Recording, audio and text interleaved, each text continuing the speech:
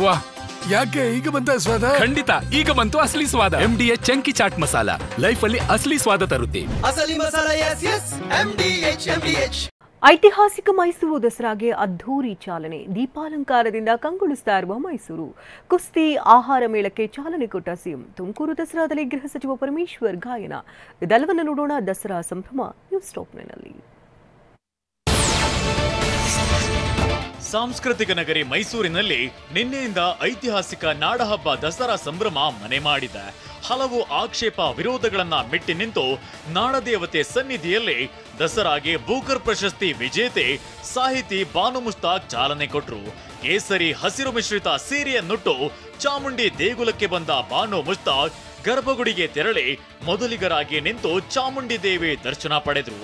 ನಾಡದೇವಿಗೆ ನಮಿಸಿದ್ರು.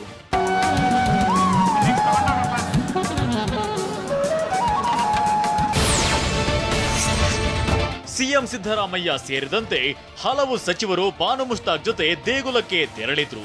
ಪೂಜೆ ಬಳಿಕ ಅರ್ಚಕರು ಕೊಟ್ಟ ಸೀರೆಯನ್ನ ಸಾಹಿತಿ ಬಾನು ಮುಸ್ತಾಕ್ ಸ್ವೀಕರಿಸಿದ್ರು. ಬಳಿಕ ನಡೆದ ಕಾರ್ಯಕ್ರಮದಲ್ಲಿ ದೀಪ ಬೆಳಗಿಸಿ ಚಾಮುಂಡೇಶ್ವರಿಗೆ ಪುಷ್ಪಾರ್ಚನೆ ಮಾಡಿ ದಸರಾಗೆ ಬಾನು ಮುಸ್ತಾಕ್ ಚಾಲನೆ ಕೊಟ್ರು. ಬಳಿಕ ಮಾತನಾಡಿದ ಬಾನು ಮುಸ್ತಾಕ್, ಚಾಮುಂಡಿಯೇ ನನ್ನನ್ನ ಕರೆಸಿಕೊಂಡಿದ್ದಾಳೆ. ಜಯ ಚಾಮರಾಜ ಒಡೆಯರ್ ಮುಸ್ಲಿಮರನ್ನ ಅನುಮಾನ ಪಟ್ಟಿರಲಿಲ್ಲ.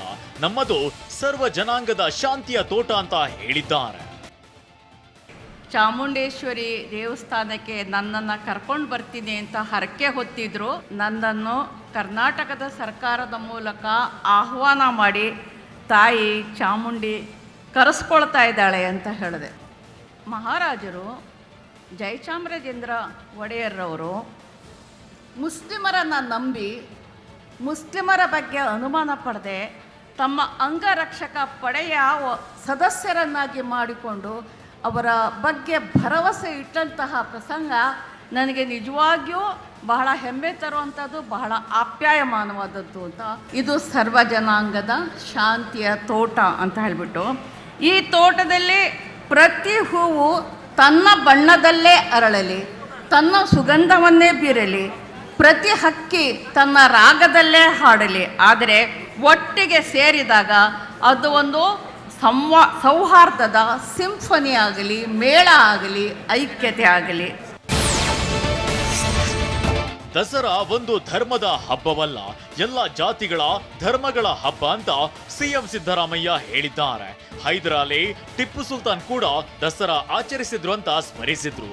ನಾಡಿನ ಹಬ್ಬ, ಜನರ ಹಬ್ಬ. ಇದು ಒಂದು ಧರ್ಮದ ಜನರದ ಹಬ್ಬ ಅಲ್ಲ, ಒಂದು ತೀವ್ರ ಹಬ್ಬ ಅಲ್ಲ, ಎಲ್ಲ ಧರ್ಮಗಳ ಎಲ್ಲ ಜಾತಿಗಳ ಹಬ್ಬ. ಶ್ರೀರಂಗಪಟ್ಟಣದಲ್ಲಿ ಹೈದರಾಲಿ, ಟಿಪ್ಪು ಅವರೆಲ್ಲರೂ ಕೂಡ ದಸರಾ ಮಹೋತ್ಸವವನ್ನು ಆಚರಣೆ ಮಾಡ್ತಾ ಇದ್ರು. ಇದರ ಇತಿಹಾಸ ಗೊತ್ತಿರಬೇಕು.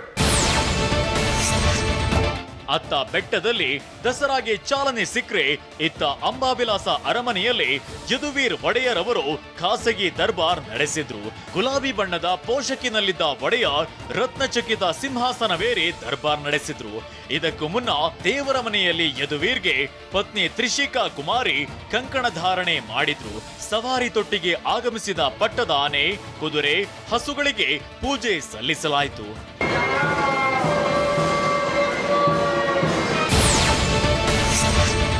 ರಾಜ್ಯ ಸಂಗೀತ ವಿದ್ವಾನ್ ಪ್ರಶಸ್ತಿ ಪ್ರದಾನ ಕಾರ್ಯಕ್ರಮದಲ್ಲಿ ಮಾತನಾಡಿದ ಸಿಎಂ ಸಿದ್ದರಾಮಯ್ಯ, ನಾನು ಸಿಎಂ ಆದ್ಮೇಲೆ ಇದು 8ನೇ ದಸರಾ ಅಂತ ಹೇಳಿದ್ರು. ದಸರಾ ಮಹೋತ್ಸವ ಸುಮಾರು 400 ವರ್ಷಕ್ಕೂ ಹಳೆಯದು. ಅರಸರಾದ ರಾಜ ಒಡೆಯರ್ ಕಾಲದಲ್ಲಿ ದಸರಾ ಆರಂಭವಾಗಿತ್ತು.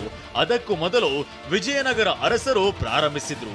ವಿಜಯನಗರ ಸಾಮ್ರಾಜ್ಯ ಪತನವಾದ್ಮೇಲೆ ಮೈಸೂರು ಅರಸರು ನಾಡಹಬ್ಬ ದಸರಾವನ್ನ ಪ್ರಾರಂಭಿಸಿದ್ರು ಅಂತ ಹೇಳಿದ್ದಾರೆ.